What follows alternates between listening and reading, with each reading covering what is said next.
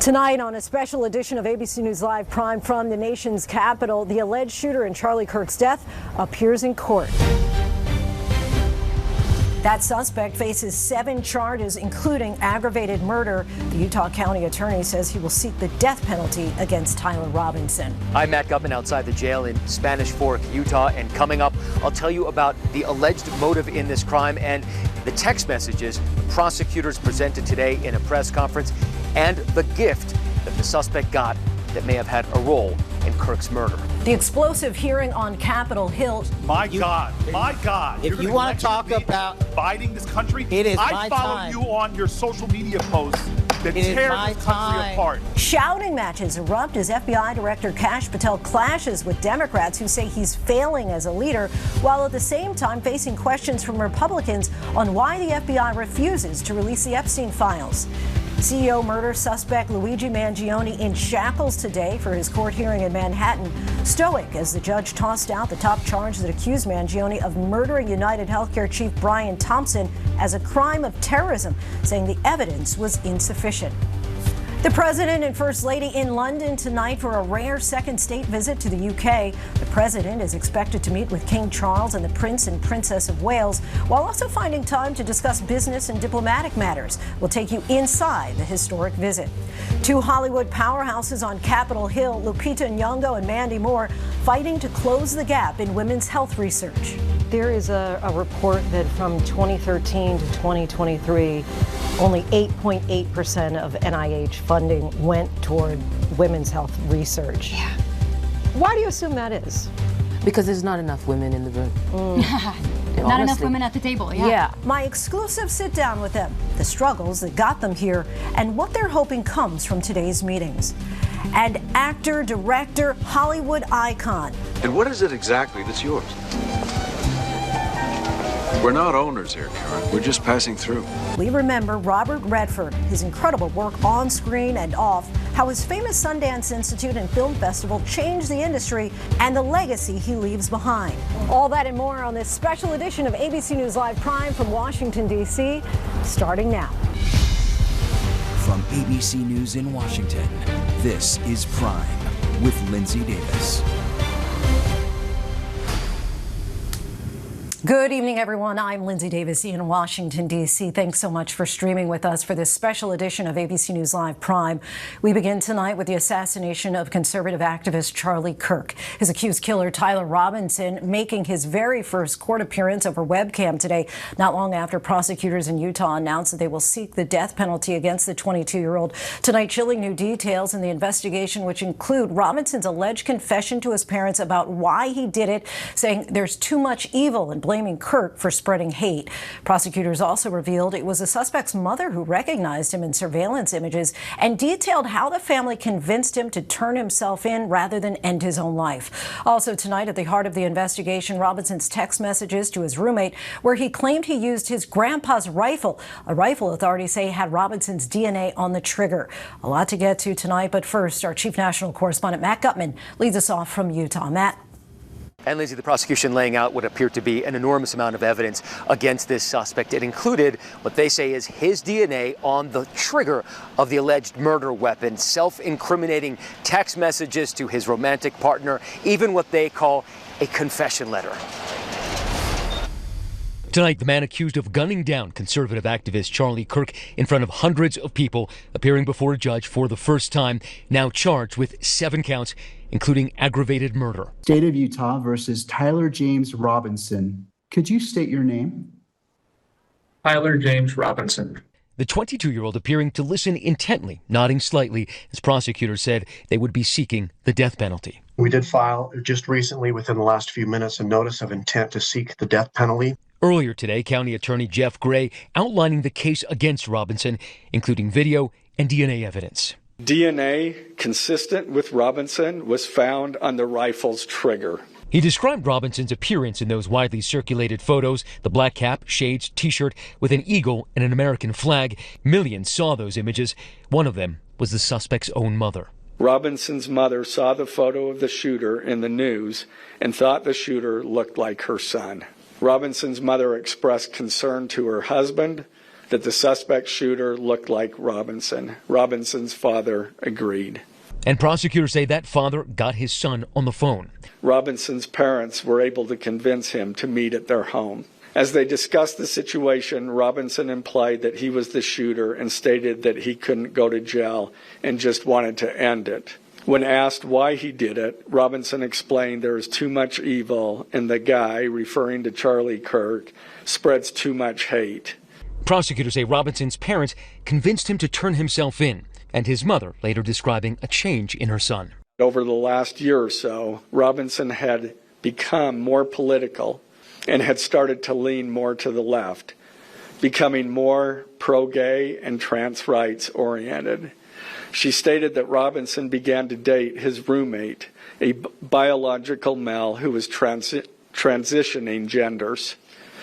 This resulted in several discussions with family members, but especially between Robinson and his father, who have very different political views. And prosecutors say that in the hours after the assassination, Robinson texted that roommate a note. The roommate received a text message from Robinson which said, "Drop what you're doing, look under my keyboard." The roommate looked under the keyboard and found a note that stated, quote, "I had the opportunity to take out Charlie Kirk, and I'm going to take it." Prosecutors say that at first the roommate thought Robinson was joking, but Robinson insisting he wasn't. To be honest, I had hoped to keep this secret till I died of old age. I am sorry to involve you. Roommate, you weren't the one who did it, right? Robinson, I am. I'm sorry. Roommate, why? Robinson, why did I do it? Roommate, yeah. Robinson, I had enough of his hatred. Some hate can't be negotiated out. Matt Gutman joins us tonight from Spanish Fork, Utah. Matt, what stands out to you out of everything that we learned today? I think, Linsey, it's got to be the totality of the case that the prosecution seems to have built just over the past several days. They say, the suspect's DNA on the trigger of what appears to be the murder weapon. They have what they say is a confession note that he left under that keyboard. They have those text messages with his roommate, the parents complying. This is, it seems, a very complete case. Now, as for what is next, the suspect has his next hearing on September 29th. But more urgently for the suspect, they need to try to get him a public defender. There are only a small number of people in the entire state of Utah who are certified to handle a capital murder charge. And I'm being told that several of them have expressed reluctance about representing him because of potential blowback. Linsey. And Matt, it sounds like the death penalty is on the table. Very much so, and that's why he needs a very specific kind of certified lawyer to be able to represent him. But the counsel who was representing him today on behalf of the state said that by the time this next hearing occurs on September 29th, they will have all of that in play. Linsey. Matt Gutman for us. Thanks so much, Matt. Now to the explosive hearing here on Capitol Hill. FBI Director Kash Patel in the hot seat for his handling of the FBI, accused of firing experienced agents on political grounds. Here's our Chief Justice correspondent, Pierre Thomas. So help you God. Tonight, FBI Director Kash Patel clashing with Democrats on the Senate Judiciary Committee, who said he was failing as a leader, firing experienced agents for political reasons, and taking agents off their core mission. Charges Patel flatly denies. I believe you have made our country weaker and less safe. I believe that we are more vulnerable to a major event, and I pray to God it doesn't happen. The hearing at times devolving into squabbling. I follow you on your social media posts that tear this country apart. To address your falsehoods. You can try. Patel also facing questions from Republicans about the Justice Department's handling of the Epstein files. Patel spread conspiracy theories about Jeffrey Epstein prior to taking office. After becoming director, Patel at one point refusing, along with the Justice Department, to release any more information. Who, if anyone, did Epstein traffic these young women to besides himself? Himself. There is no credible information. None. If there were, I would bring the case yesterday that he trafficked to other individuals. And the information we have, again, is limited. So the answer is no one? For the information that we have. He also faced tough questions about why Epstein's accomplice, Ghislaine Maxwell, was moved to a less secure prison following her interview with the Department of Justice. Right after she gives this testimony in front of an FBI agent, among others, she's transferred to a minimum security prison not suitable for a sex offender like herself. Who made that decision and why? The Bureau of Prisons. Patel attacking California Democrat Adam Schiff, who is now under DOJ investigation for alleged mortgage fraud. You are a political buffoon at best. A number of terse exchanges today. Pierre Thomas joins us now. Pierre, Patel will be back in the hot seat once again tomorrow? Linsey, he'll be back on the Hill tomorrow before the House, and there will be more questions about Epstein for sure. And Linsey, it's likely to be just as contentious, if not more. Pierre Thomas for us. Thanks so much, Pierre. Now to the high-profile murder case in New York. CEO murder suspect Luigi Mangione was in shackles for today's court hearing in Manhattan. A judge dismissed the top charge against him that linked the killing of United Healthcare CEO to terrorism. We have the latest on the case from our chief investigative correspondent, Aaron Katersky. Shackled and surrounded by guards, Luigi Mangione entered a New York City courtroom today for the first time in 5 months. He sat stoic in a beige jumpsuit as the judge upended the case against him, tossing out the top charge that accused Mangione of murdering United Healthcare chief Brian Thompson as a crime of terrorism. The judge said there's no evidence Mangione's goal was to intimidate the public, though he said there is evidence the defendant murdered Brian Thompson in a premeditated and calculated execution. Outside court, supporters applauding Mangione's attorneys, though he still faces the possibility of life in prison on the remaining charges, including second-degree murder. He has pleaded not guilty, but prosecutors say this is Mangione, caught on camera, stalking Thompson and shooting him at close range. He has been in custody since his dramatic capture. Prosecutors say a gun, a fake ID, and these writings were found in Mangione's backpack during his arrest at a McDonald's in Altoona, Pennsylvania. I finally feel confident about what I will do, one entry said. The target is insurance. It checks every box. The defense said that evidence was obtained improperly, and they're fighting to keep it out. Aaron Katersky joins us now. Aaron, so what's next for Luigi Mangione? So Mangione is going to be back in court in December, Linsey. That's when his attorneys will fight to suppress some of the evidence. In the meantime, prosecutors at the Manhattan District Attorney's Office say they are still confident in their case, even though that terrorism charge was thrown out. Linsey? Aaron Katersky for us. Thanks so much, Aaron. A special election tonight will determine who fills the seat of late Minnesota State Representative Melissa Hortman 3 months after she and her husband were murdered in a targeted assassination. The election will also determine the balance of Minnesota's State House, which currently has a one-seat Republican majority after Hortman's seat was left vacant after her murder. If Democratic candidate XP Lee defeats Republican candidate Ruth Bittner, as expected in the Deep Blue District, the legislative chamber will be tied 67-67. We are joined now by Democratic Congresswoman Jasmine Crockett of Texas. Congresswoman, thank you so much for your time tonight. I want to start out with the Kirk shooting. It has put another spotlight, just another example of political violence in this country targeted at public figures like yourself. How are you feeling in this environment? Do you feel safe doing your job?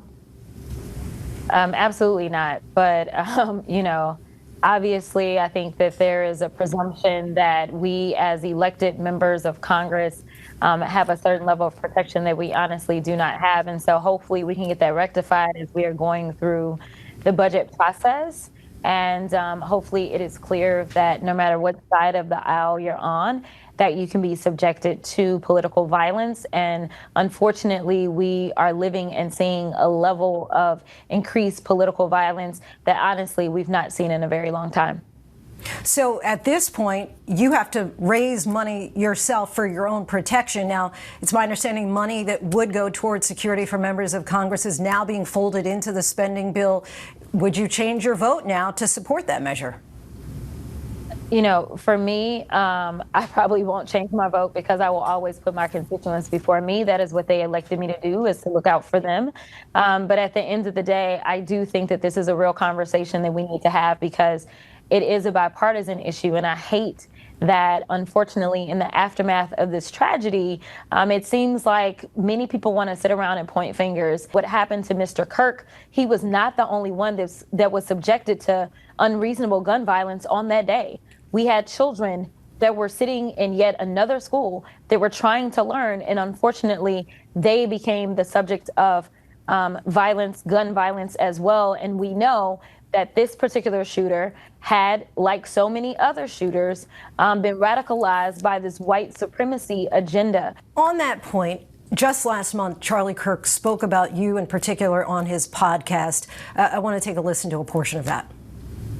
The great replacement of white people is far more sinister than any redistricting project.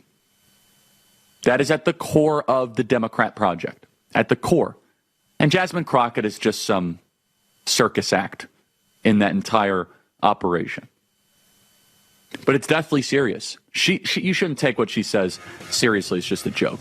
What she represents is very serious, which is the continued attempt to eliminate the white population in this country. Congresswoman, you just mentioned white supremacy. As you just heard, he referred to the concern about the great replacement of white people in this country. Of course, Kirk had a large number of followers. Many people have that concern that there is this great replacement. We've heard him say negative things about you, Michelle Obama, Ketanji Brown Jackson, Kamala Harris. I could go on. How do you respond to those people who have that concern? Yeah, I think, first of all, it is unfounded, and that is, unfortunately, the cancer known as white supremacy, to even try to put this type of trash out there and make people feel scared, but also going out and teaching people this idea of great replacement. I'm not going out trying to replace anybody. Last time I checked, I ain't even had no kids. So I'm not even going out. Like, that's just insane. But what I am trying to do is have an honest conversation about the things that are causing harm to all of us in this country. And the numbers are clear. From Buffalo, New York, to the El Paso shooting, to more recently dealing with the young man that committed this crime in Colorado. And the list goes on to, those parishioners that were worshiping at Emmanuel Church. White supremacy is a real issue. And anyone who says it isn't may be coddling or attempting to promote white supremacy in this country. I want to turn now to immigration. You're a civil rights lawyer. You've compared ICE raids to stop and frisk, calling it modern-day slave patrols. Is this a fair comparison? Oh, it's beyond fair. Obviously, I did not live through slave patrols, but when you can see that there is a police state where you have ICE officers that are masked agents, and that they are covering their face, and that they are breaking people's windows out, and that they are just dragging mothers away from their children and slamming them to the ground. We are a land of immigrants, and I think some people forget that. That is what it is to be American, is we embrace immigrants. And right now, all they have decided to do is demonize them. I can tell you that there were so many people sitting at the edge of their seat waiting for the FBI to figure out who had committed this awful, heinous crime that we saw happen to Charlie Kirk. But do you know how many conversations were had where people said, oh, I certainly hope it's not anybody black, and I certainly hope it's not an immigrant. Basically, they were saying, we hope it's not anybody that Charlie Kirk historically had decided to treat as if they were lesser than. It was not perpetrated by an immigrant from another country. Congresswoman Jasmine Crockett, we thank you so much for your time. Absolutely. Overseas tonight, Israel is launching a new ground offensive into Gaza City, and hundreds of thousands of Palestinians are struggling to escape with seemingly nowhere to go. Here's our chief international correspondent, James Longman. Hundreds of thousands of Palestinians tonight are making the desperate escape from Gaza City as Israel launches a massive military operation to occupy it. Airstrikes raining down as tanks roll in, although many say they won't leave and they're refusing to be forced out. The race to get out of the danger zone in cars, on bikes or just by foot, but nowhere in Gaza is safe. It's not our fault that October 7th happened, says this woman. It's not our fault. This latest move widely condemned, the UK calling it utterly reckless and appalling, the UN unacceptable. Repeated pleas from hostage families, scared for the 48 remaining in captivity, going unanswered by the Netanyahu government, who says the push is needed to destroy Hamas. This, as a UN commission now says Israel is committing genocide in Gaza. The independent commission finding Netanyahu among those responsible for killing civilians on purpose, cutting them off from aid and supplies. He saw the whole city of Gaza as responsible and a target for vengeance, making no distinction between combatants and civilians, and knowing that Palestinians in Gaza had nowhere to go. Israel did not cooperate with the commission and rejects the finding, calling the UN biased. A ceasefire seems further away than ever, Linsey. Secretary of State Rubio was today in Doha trying to salvage talks days after Hamas tried to bomb the negotiating team there. Linsey? James, thank you. We turn now to new clinical trial data from Eli Lilly, the manufacturer of prescription drugs like Mounjaro and Zepbound, suggesting its GLP-1 daily weight loss pill cuts weight by up to 11% over time. ABC News medical correspondent Dr. Darian Sutton joins us now with the details. So first, what more can you tell us about the findings in the data? Well, Linsey, injectable weight loss medications have become widely popular. Names such as Ozempic, Wegovy have become household names. And this new study shows that a pill option will very likely be available in the near future. So this study comes from the formal results, the phase 3 results from Eli Lilly. They looked at nearly 3,000 adults, over 3,000 adults, and they treated either using a pill versus a placebo. And they found that those who used their oral GLP option called orforglipron had a sustained or associated significant weight loss of approximately 11% at the highest dose. Now, Linsey, this equates to about 15 pounds of weight loss, and the side effects were comparable to what we see in injectable medication options. Gastrointestinal symptoms, most common nausea, vomiting. There was no signal for liver toxicity, and in this study, there was also no sign or signal for that severe but very rare risk of medullary thyroid cancer.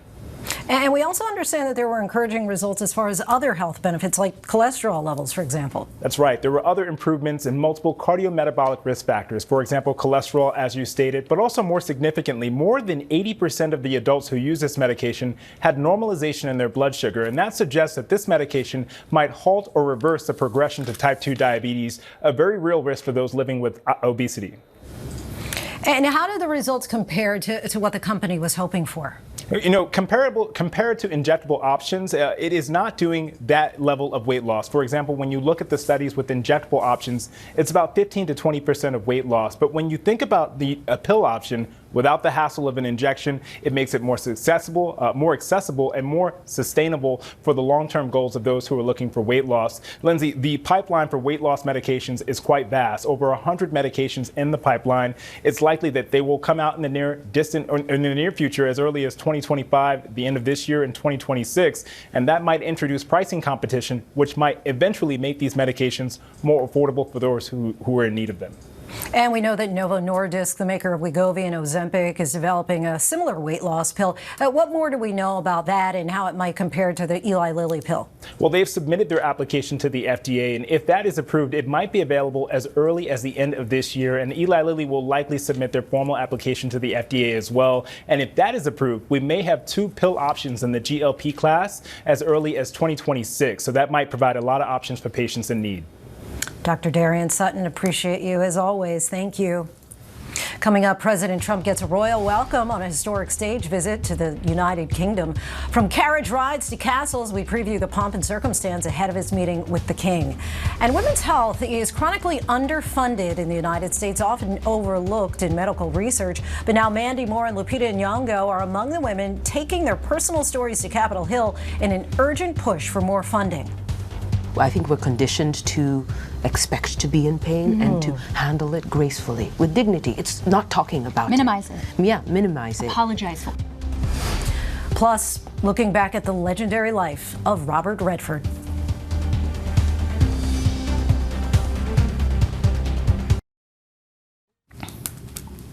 Welcome back. The President and First Lady landed in the United Kingdom this evening for a state visit. Aside from the pomp and circumstance that comes from being greeted by King Charles and the Prince and Princess of Wales, William and Catherine, the President will also set time aside to discuss business and diplomatic matters. For more on this, let's go to Mary Bruce tonight, who's in London. Hi, Mary.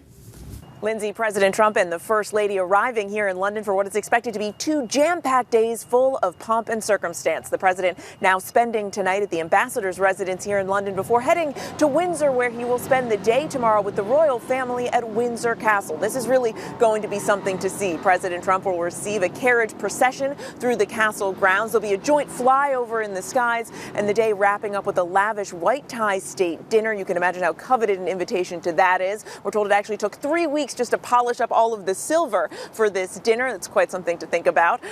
Amid all this pageantry, though, of course, these kinds of visits are also, of course, a powerful diplomatic tool. This is President Trump's second official state visit to the UK. That is an incredibly rare honor, one that the president has made clear he's very much looking forward to. And the UK certainly is well aware that the president values these kinds of big displays. Of course, on Thursday, he will also get down to some business, meeting with the Prime Minister, Keir Starmer. On the agenda, among other topics, will be the U.S.'s continued support for the Ukraine war and also the economy as the U.K. continues to grapple with President Trump's tariffs. Linsey.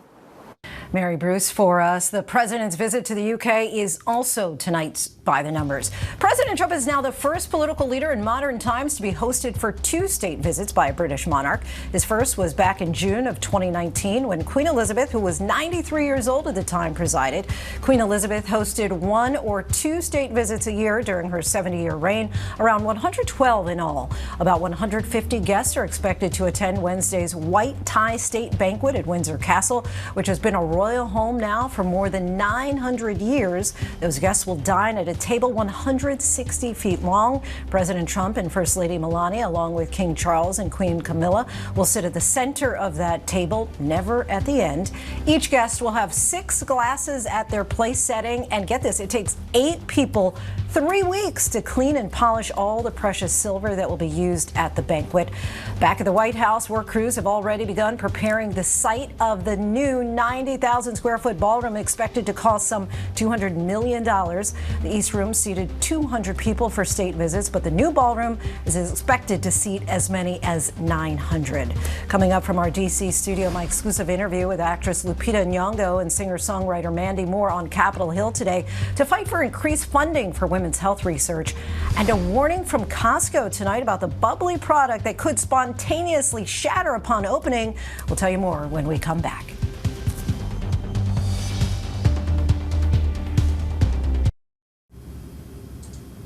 Welcome back. I am here tonight in our nation's capital, where people come every day to push for change. And this morning, medical professionals and lawmakers came together to advocate for more funding for women's health research. They were joined by 2 award-winning actresses, Lupita Nyong'o and Mandy Moore. I had a chance to speak exclusively to the women about why they're taking their fight for research all the way to Capitol Hill.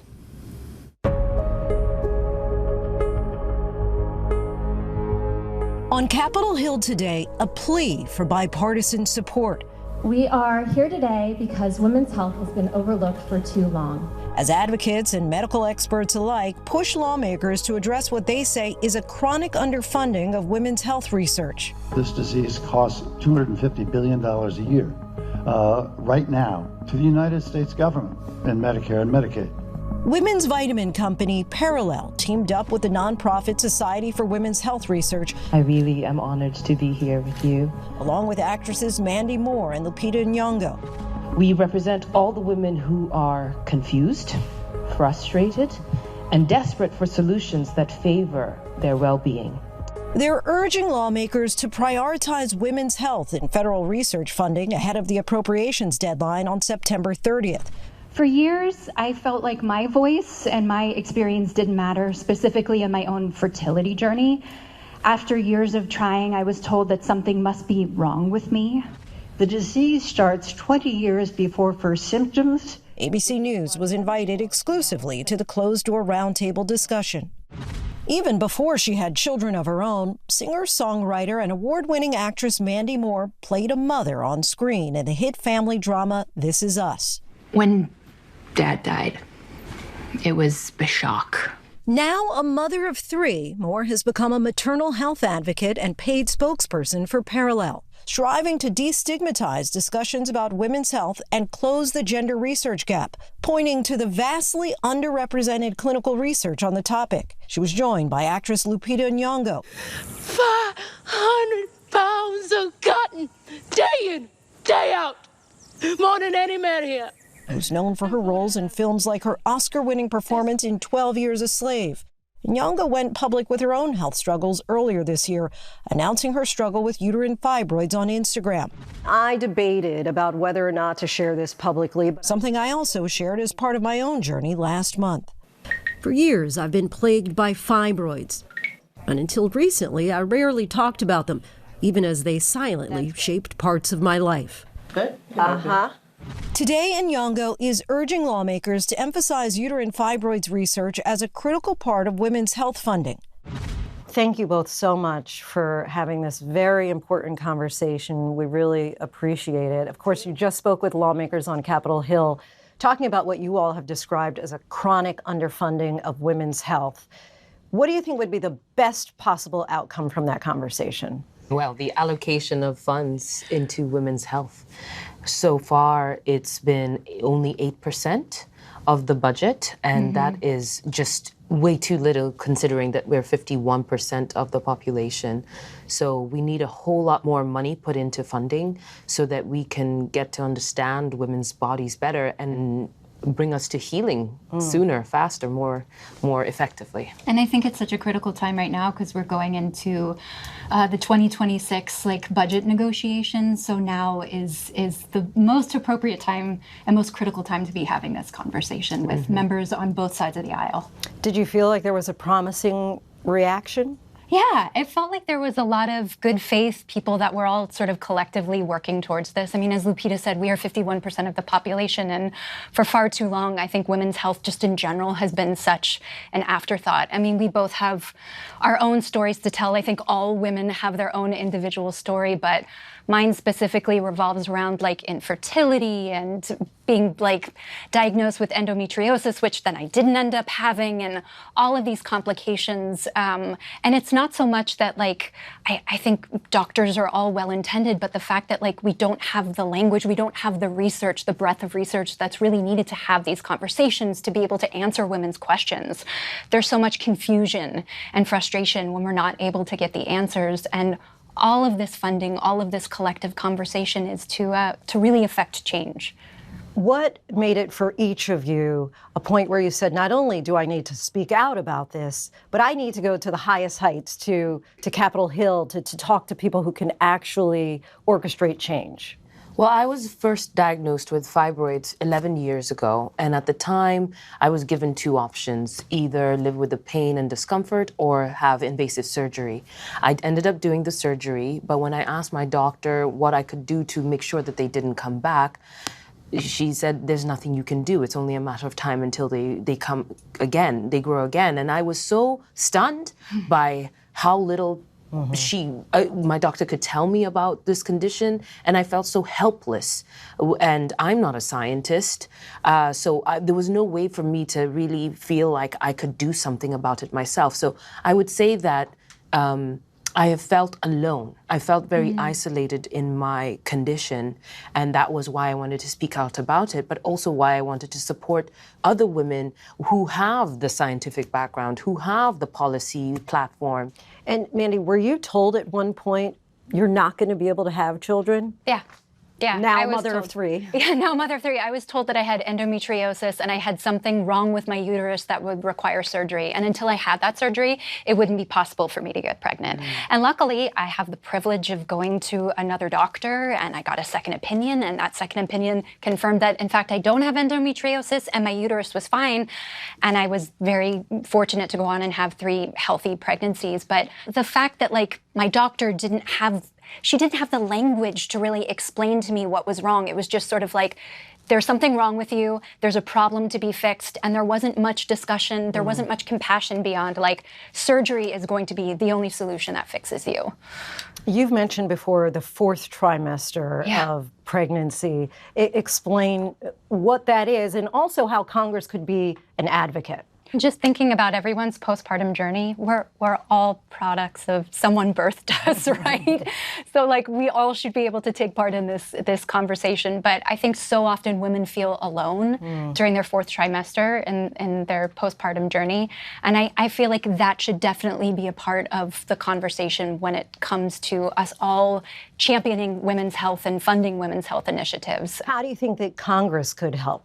I think it's all about appropriating funds. Like I said, we're sort of at this really critical juncture with everyone talking about the 2026 budgets, and they're going into negotiations, I think, in the next 2 weeks. So now feels like the right time to be having this conversation and really calling on folks out there, other women, to share their stories, talk to their members of Congress.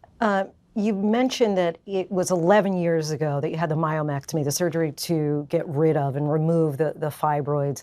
What was also happening 11 years ago in 2014 as you're celebrating what many would assume was the highest point of your career at that time? Yeah, that was the year that I won an Academy Award for my very first film, and it was a time of great jubilation, and then this overshadowed it, and I had to deal with my health in a very real way, and that was what was going on in private, and it was quite confusing to be having such a high and such a low at the same time. But that is the thing about fibroids, is that they're invisible. There is a report that from 2013 to 2023, only 8.8% of NIH funding went toward women's health research. Why do you assume that is? Because there's not enough women in the room. Not enough women at the table, yeah. Yeah, I mean, I think at the end of the day, we're human beings, and the reason why we're able to speak about these things is because we've been personally affected by them. So when it comes to women's health, I think that in a room full of men, it's easy for it to be not first on the agenda. So I think it's very important that there are more women in the room in order to insist on our needs to be met. But also to call on men who have relationships with women and make them aware. And we had men in the room today, so it's not a lost cause. That's why I have hope, because I think sometimes it's not that you don't care, it's just that you didn't know. So that's why we have to talk about it. And something like fibroids is something that a lot of the women live with shame, because we're not in a world that conditions us to talk about it. You know, women's pain, I think we're conditioned to expect to be in pain and to handle it gracefully, with dignity. It's not talking about minimize it. Yeah, minimize it. Apologize for it. But I think when we start to be honest about it and to hold it in the light, share it, that's what's going to bring about the change and bring it to the foreground, to the consciousness of men and women alike. The other interesting number, and there are a lot of stats out there, but that men typically experience erectile dysfunction, about 18% of men, where nearly 90% of women often experience PMS. And yet, if we look at the year 2015, there were 5 times more scientific studies on erectile dysfunction than PMS. Yes. Is that kind of discussion being brought up to the men in the room? All of the statistics are being thrown out there, for sure. Yes. One of the ways in which I'm hoping to contribute to the improvement of research or the availability of research for fibroids is by partnering with the Foundation for Women's Health. We have a Lupita Nyong'o uterine fibroid research grant that we have launched. So we will hopefully be participating in finding more non-invasive ways to deal with uterine fibroids.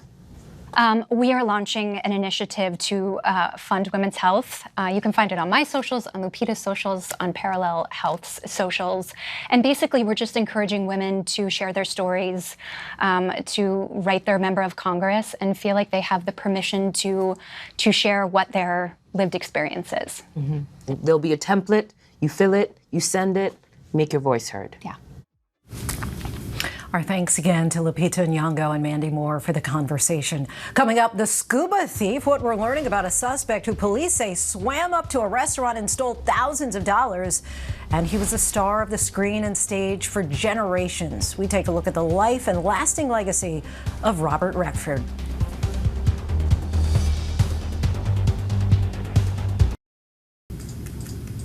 Costco recalls a product that has a risk of spontaneously shattering, why many military service members will have to get a new look, and how fans of Friends will soon be able to enjoy a cup of coffee at the sitcom's Central Perk coffee shop. These stories and more in tonight's rundown.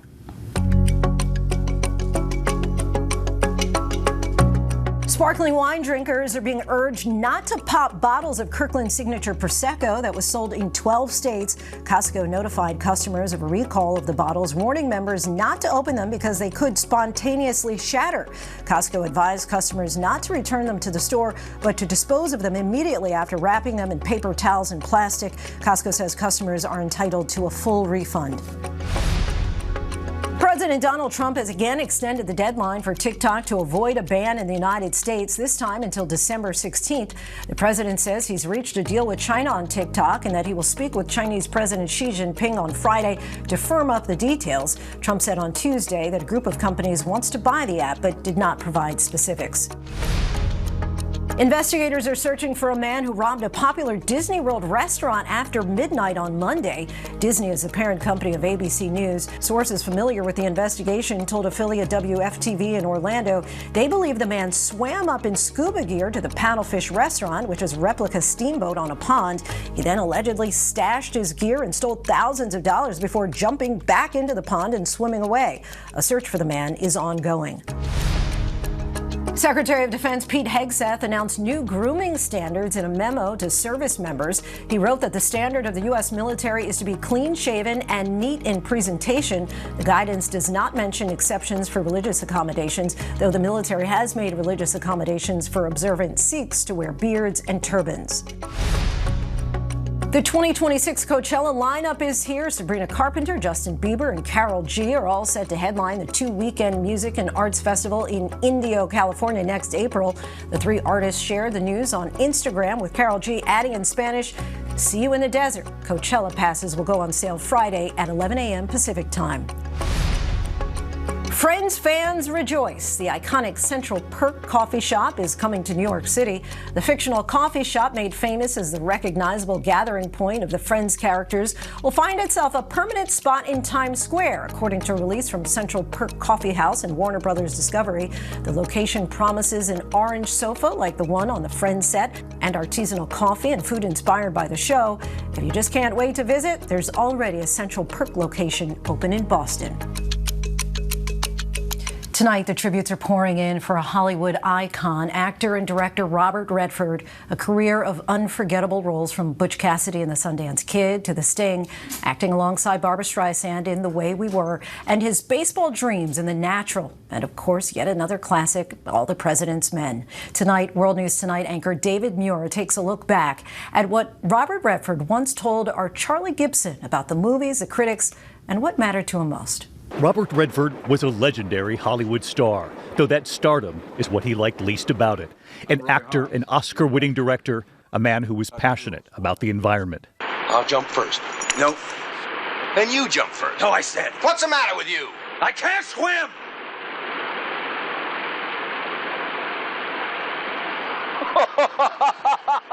His breakout role, Butch Cassidy and the Sundance Kid in 1969, opposite Paul Newman. Listen, I don't mean to be a sore loser, but when it's done, if I'm dead, kill him. Love to. It was just 2 years prior he played opposite Jane Fonda in Barefoot in the Park. How long will you be staying with us, Mr. Bretter? 6 days. And nights? After playing the same role on Broadway, directed by Mike Nichols. Just now, it has suddenly become very clear to me that you and I have absolutely nothing in common. Why, because I won't go walking barefoot in the park? Redford rising to stardom in the 1960s with a string of blockbuster hits. His good looks and on-screen charm undeniable. You can trust me, you know that. Playing journalist Bob Woodward, covering the Watergate scandal that brought down the Nixon presidency and All the President's Men. If you're gonna do it right. Here are my notes. If you're gonna hype it with the facts. I don't mind what you did. I mind the way you did it. You, Kelly. Reuniting with Paul Newman for The Sting in 1973. It would be Robert Redford's first and only Oscar nomination for acting. Shaw's been planning to beat your game for months. He's just been waiting for you to cheat him so he could clip you. He would act alongside Hollywood's most sought-after leading women. With Barbra Streisand in The Way We Were. Do you smile all the time? No. No. Opposite Meryl Streep in Out of Africa. I have paid a price for everything I own. And what is it exactly that's yours? We're not owners here, Karen. We're just passing through. Throughout his career, Redford trying to push the envelope with the projects he chose, frequently talking about the importance of telling stories that matter. What's the story? Who are the characters that embody the story? And more importantly, where's the emotion? You know, if you can get all three pulled together, then you got something to work with. But for me, without story, there's nothing. He turned to directing in his 40s, Ordinary People in 1980, about the grief one family faces, reflecting in some ways his own grief after losing his mother at a young age. When Buck died, it was as if you buried all your love with him, and I don't understand that. Ordinary People would win 4 Oscars, including Best Picture and Best Director for Redford. You know, if anybody had told you a year ago that you would have been ... well, I just didn't think I was going to see this. But I'm no less grateful. A year later, he would found the famed Sundance Institute and later the Sundance Film Festival in Park City, Utah, to support independent filmmaking and to foster new voices in film. He preferred his life on his quiet Utah ranch to a life in Hollywood. We are here to support the filmmakers and to increase diversity, to broaden the envelope if we can, and to hopefully legitimize more independent films' place in the film world in general. Robert Redford died at his home in Utah at the age of 89. And with our own Charlie Gibson, Redford talking about the critics, the public, and arguing what matters most is the quality of your own work. The public will receive you as they will. There's nothing much I can do about that. But work is something I can do something about, so I tend to focus on that. The work will speak for itself one way or another. A body of work that certainly will live on. ABC will continue to celebrate the life and legacy of Robert Redford in a special edition of 2020 this Thursday at 10 p.m., 9 Central. And that is our show for this hour. I'm Linsey Davis. Be sure to stay tuned to ABC News Live for more context and analysis of the day's top stories. Thanks so much for streaming with us.